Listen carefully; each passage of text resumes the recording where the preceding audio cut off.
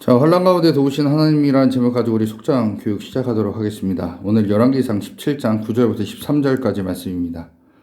너는 일어나 시돈에 속한 사르밧으로 가서 거기 머물라. 내가 그곳 과부에게 명령하여 내게 음식을 주게 하였느니라.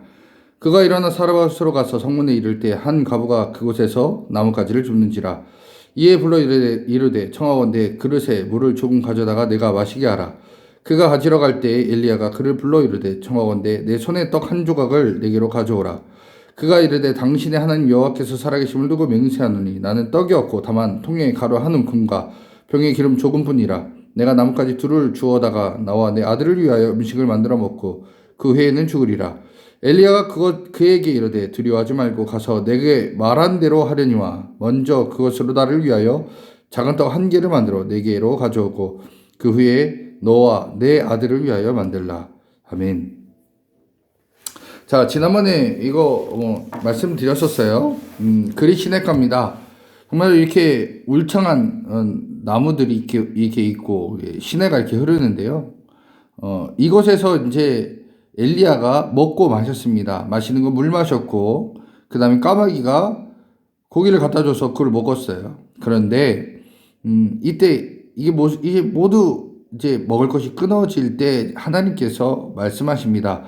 시돈에 속한 사르밧에 있는 과부에게로 가라. 거기에서 너에게 음식을 주게 하였다라고 얘기를 하시는 거예요. 그러니까 그리 시냇가에를 이걸 물 계속 나오게도 하실 수 있고 까마귀가 계속 고기를 가져다 줄 수 있게도 하셨는데 하나님께서는 갑자기 이것을 끊어버리신 다음에 사르밧으로 가라라고 얘기하셨어요. 자, 사르밧은요, 여러분, 좀 거리가 좀 멉니다. 이걸 한번 제가 표시를 한번 해볼까요? 자, 보시면, 자, 그리 시냇가 여기입니다. 사르밧은 여기에 있어요. 자, 여기까지 이제 길이가 120km라는 거예요. 120km 정도 되는데, 네, 뭐, 제가 한번 계산해 보니까 평택에서 군산까지 거리가 120km 정도 되는 거예요. 그러니까 가깝지 않은 거리입니다. 먼 거리인데 뭐 하나님 가라고 했고 거기 가야 먹을 수 있으니까 거기까지 가게 되는 겁니다. 그런데 이제 갔어요. 근데 어떤 여자가 이제 나뭇가지를 줍고 있습니다. 하나님께서 그 여자라고 얘기를 했겠죠.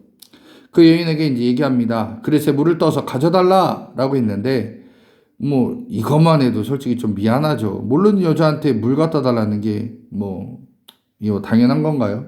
그런데 뭐라고 하냐면 떡도 한 조각 가지고 오라라고 얘기해요. 자, 근데 이제 여자가 물하고 떡 가지러 가면서 이렇게 얘기하는 거예요.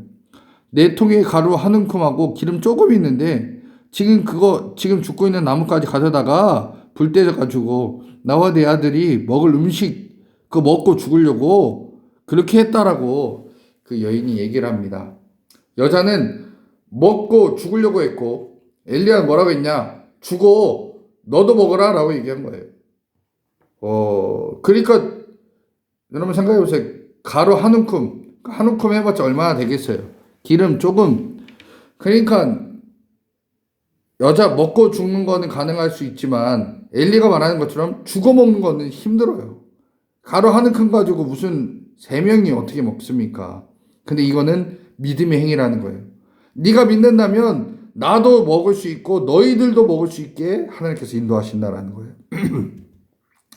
자, 그러면서 이 사르밧 과부는 실제로 그렇게 했어요. 뭐 이게 뭐 가루 한 움큼이 엄청나게 뭐 많아졌겠습니까?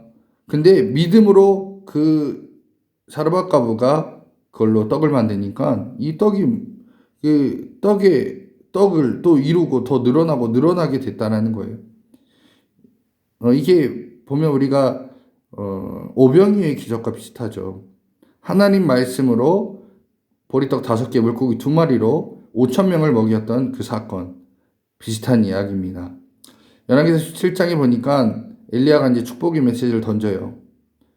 이스라엘의 하나님 여호와의 말씀이 나 여호와가 비를 지면에 내리는 날까지 그 통에 가루가 떨어지지 아니하고 그 병에 기름이 없어지지 아니하리라 라고 얘기하세요. 축복의 메시지를 던졌는데 사르밧 과부가 음식을 해서 엘리야를 대접했는데 이 통의 가루와 병의 기름이 없어지지 않았다. 이거는 뭐야? 믿음의 행위. 하나님 말씀을 믿고 선지자의 말씀을 믿고 행했더니 기적이 일어난 겁니다. 근데 여러분 생각해 보십시오. 그리 시내가 주변에는 이런 사람 없었을까요? 근데 여러분 아셔야 됩니다. 없었다라는 거예요. 사르밧 과부 120km 떨어진 이 사르밧 이곳에 있는 한 여인이 이 여인이 전능하신 하나님께 기도했고 나와 내 아들을 먹여주시고 살려주세요 라고 했던 그 기도 응답하기 위해 엘리야를 그곳까지 보내주셨다라는 겁니다. 여러분 그 사르밧 과부의 기도로 하나님께서 엘리야 120km 떨어진 그곳에 있는 엘리야가 그곳까지 가게 됐습니다. 사르밧 과부는 하나님 도와주세요 도와주세요 도와주세요 얼마나 많이 기도했겠어요. 근데 먹고 또 먹고 하는 그 순간 어느 순간에 가루 한 움큼하고 기름 이제 조금밖에 안 남은 그 시점이 됐어요. 그 여자는 이제 더 이상 안 되겠구나 하는 그때 그 순간 하나님께서 엘리야를 이곳에 오게 하셨다라는 겁니다. 여러분 이것까지 아셔야 돼요. 갑자기 하나님께서 땡잡게 하신 게 아니에요. 사르밧 과부는 그렇게 믿음을 갖고 기도했고 그런 삶이 있는 가운데서 여기까지 왔다라는 겁니다. 하나님 말씀에 순종했고 그리고 그렇게 행동하니까 하나님께서 살게 하셨어요. 여러분 사르밧 과부는요 그냥 한순간에 엘리야를 만난 게 아닙니다. 기도했습니다. 기도의 끝에 하나님께서 엘리야를 보내주신 거예요. 그 기도에 응답하신 하나님께서 엘리야를 보내주십니다. 그리고 나에게 물을 주고 떡을 달라 그리고 너와 내 아들을 위해 떡을 만들라 라고 했을 때 사르밧 과부는 순종했죠. 그 순종의 고백으로 바로 자신들이 먹을 수 있는 것 그리고 그 은혜는 비가 다시 내리는 그날까지 가루와 기름은 떨어지지 않았다라는 겁니다. 여러분 혹시 기도하는 가운데 하나님께서 일하지 않는다고 좌절하고 이제 다 포기하고 죽으려고 하십니까? 그때가 하나님의 일하실 때라는 겁니다. 그때가 하나님께서 엘리야를 보내실 때라는 겁니다. 여러분 엘리야가 사르밧 과부에게 하나님께서 보내신 것처럼 이제 우리에게 예수님을 보내셔서 일하고 도와주시는 게 하나님의 뜻입니다.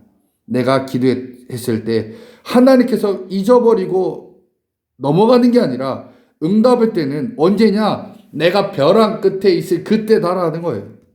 여러분 우리는 하나님께 기도하는 것을 멈추지 말고 우리를 도우시기 위해서 지금도 준비하시는 하나님께 우리는 믿음으로 나가야 된다는 겁니다.